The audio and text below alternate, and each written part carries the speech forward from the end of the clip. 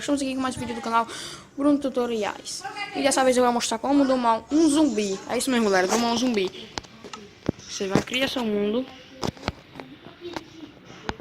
faz um buraco por 3 assim.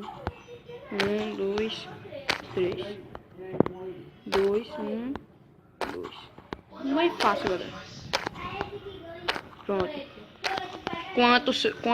Desculpa aí, galera, pelo áudio, porque eu tô gravando no meio da rua, galera. Então, quando você fazer seu buraco, você pega cerca, qualquer tipo de cerca, pode ser qualquer uma. Pega a cerca, vai cercando só dos lados. Cercando só dos lados. Só dos lados. E pega essa pedra aqui, areia de alma. É isso aí, areia de alma. E galera, agora é só botar o zumbi. Quando você invocar o zumbi, ele vai ficar pegando fogo, mas não vai morrer. Vai pegar fogo, mas não vai morrer, olha lá. Parou de pegar fogo. E aí, quando você botar no survival, você pode botar o nome dele, qualquer nome, Vitor, Gabriel.